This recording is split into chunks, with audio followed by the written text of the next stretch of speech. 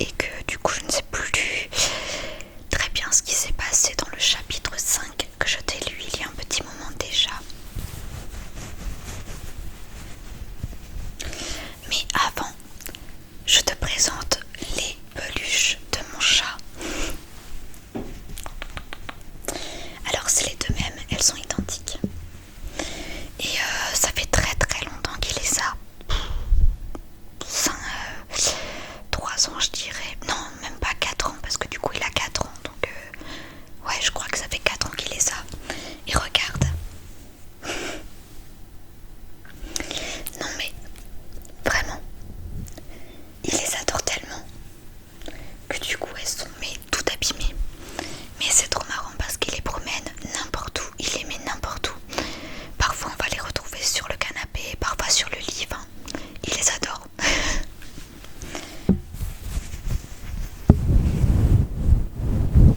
Normalement ce sont des peluches pour les bébés. Mais du coup mon chat adore ce genre de peluche. Et c'est trop marrant quand il les prend dans sa gueule. Mais elles sont tellement abîmées, c'est incroyable. Oh là là là là, même la deuxième. Oh, une catastrophe ce chat. Mais bon, ce sont ses doudous. Il en a un autre, mais impossible de savoir où il est.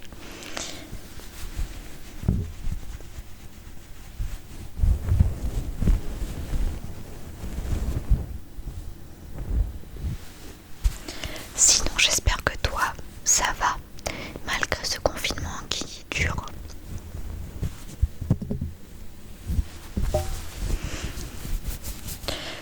Moi, personnellement, ça commence un peu à peser, mais j'essaie de rester positive. Mais c'est vrai que ça commence à devenir assez difficile, ce confinement.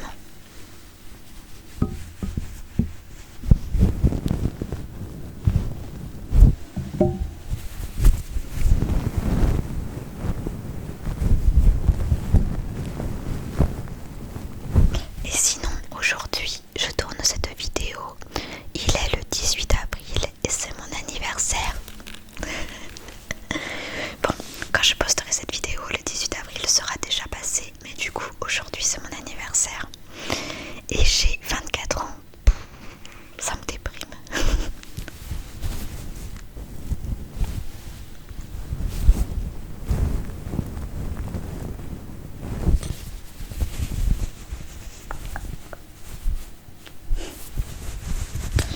Bon allez, on passe à Caleb.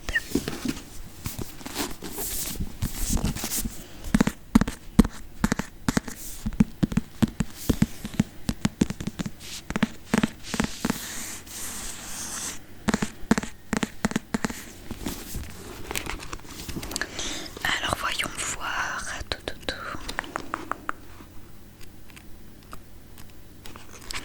Ça fait tellement longtemps que je ne l'ai pas lu. Oh.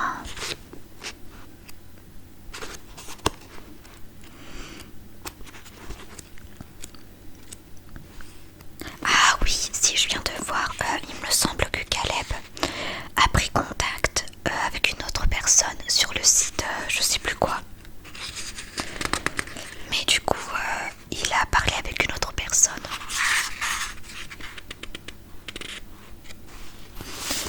Chapitre 6, chapitre 6, chapitre 6. Ça ne peut plus durer ainsi. Frank Astier se dit qu'il doit réagir, faire preuve de fermeté. C'est son rôle de père. Il attend patiemment que son fils sorte de la salle de bain où il se prélasse depuis plus d'1 heure. La vie n'est pas composée que de plaisir. On ne peut pas n'en faire qu'à sa tête. Il est temps que Caleb le comprenne.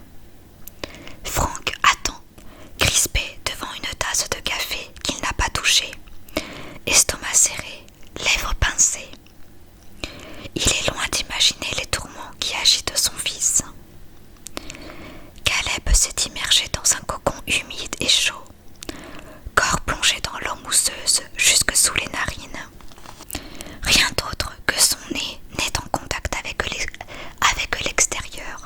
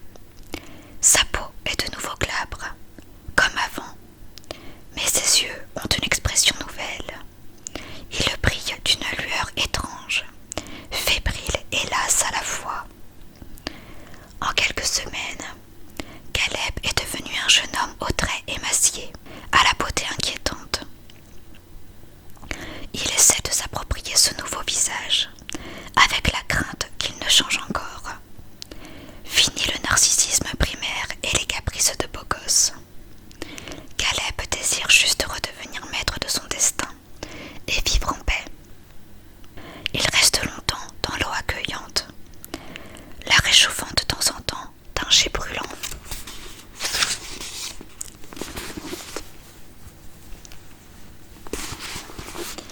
N'en sortant qu'une fois ses mains plus fripées que celles du vieux noir, qu'une fois débarrassé de ses pensées parasites, aussi pur qu'un nouveau-né. La détermination de Franck est parvenue jusqu'au jeune homme et lorsqu'il rejoint enfin son père, Caleb sait exactement ce qu'il va lui dire. Sur la table de la cuisine, bien en évidence, une lettre. Caleb y jette un coup d'œil, de loin.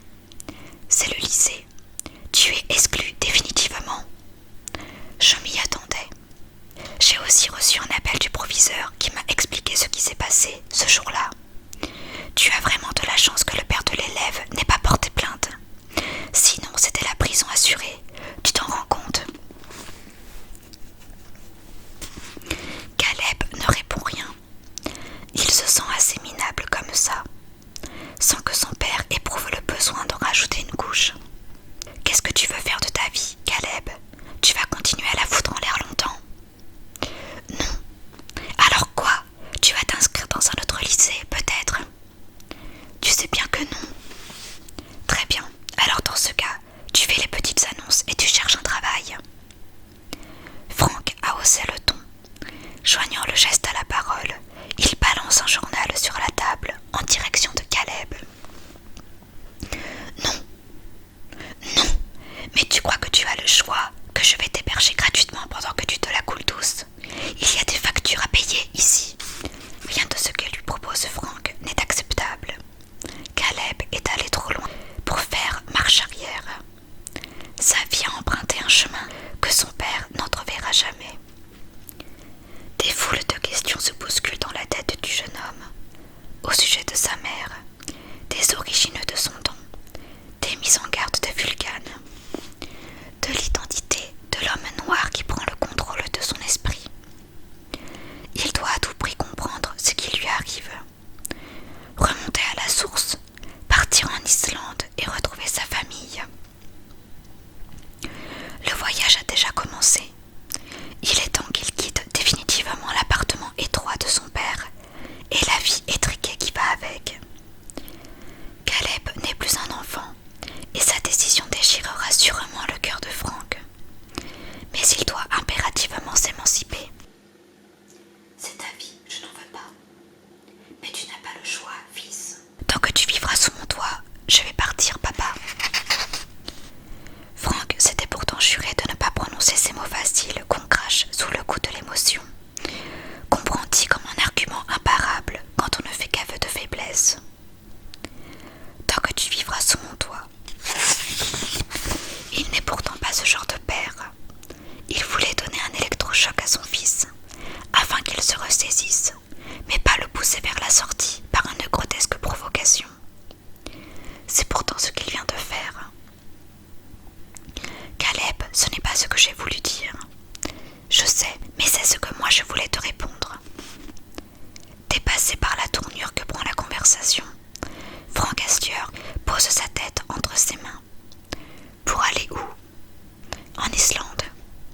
Bien sûr, l'enfant baladé de ville en ville a besoin de retrouver ses racines. Que peut-il répondre à ça? Ce genre de voyage coûte cher, tu sais. Je me donne un mois pour réunir la somme. Tu veux bien m'héberger jusque-là où je dois chercher une autre solution? Non, tu peux rester. Et tu peux changer d'avis aussi, rien n'est gravé dans le marbre. Mais tous deux savent pertinemment que Caleb ne reviendra pas sur sa décision. Le jeune homme prend congé de son père et descend quelques étages pour rendre visite à Robin. Il a négligé son ami ces derniers temps. Caleb sait aussi qu'il ne le reverra sans doute plus, après son départ pour l'Islande. Alors autant en profiter encore un peu.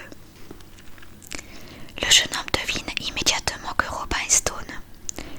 L'homme l'accueille d'un grand sourire et titube jusqu'au sofa où il s'écroule lourdement. Caleb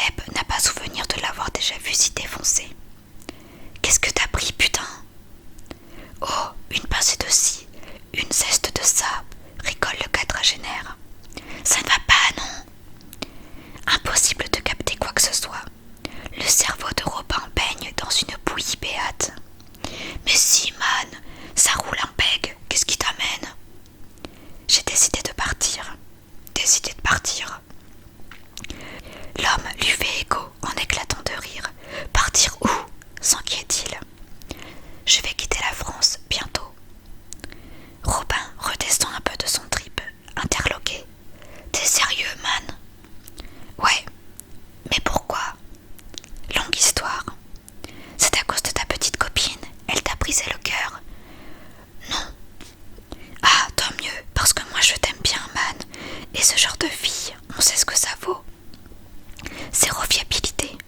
Mais pour te coller et te servir, te bouler le reste de ta vie, elles sont fortes. Toutes tes garces, ça me rappelle. Non, Lucille n'est pas une garce. Ah oui, Lucille. Bah méfie-toi quand même, qu'elle ne cherche pas à venir avec toi. Garde ton indépendance, man. Ta liberté, c'est ce que tu as de plus précieux. Je sais. Toi, il te faut un tout autre genre de nana. Robin glisse un peu plus dans son siège, les yeux dans le vague. Il n'y a pas grand-chose à en tirer. Caleb se sert un verre d'eau et regarde son pote. Il n'est pas si différent de son père. Lui non plus ne quittera jamais sa zone de confort. Mais à la différence de Frank, Robin le comprend et l'encourage à voler de ses propres ailes. Soudain, le jeune homme pense à Lucille. C'est vrai qu'il va la laisser derrière lui, mais c'est elle qui aura le cœur brisé. Pourtant, si elle est honnête, elle s'avouera qu'ils n'étaient pas faits pour rester ensemble. Caleb soupire en espérant qu'elle comprendra. Il lui enverra un SMS rapidement pour ne pas entretenir de faux espoirs.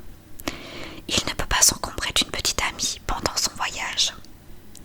Fin de l'histoire et adieu. D'ailleurs, lorsqu'il se laisse aller à rêver d'une fille, ce n'est jamais le visage de Lucille qui lui apparaît, mais celui de la mystérieuse créature aux cheveux de feu qui hante son imaginaire. Abigail. Délicieuse tortionnaire qui lui manque quand elle ne s'invite pas dans son lit. La fantomatique Abigail. Sa drogue à lui. Peut-être n'est-elle que le fruit de son cerveau dérangé, mais quitte à basculer dans la folie, autant convoler avec la plus excitante des hallucinations.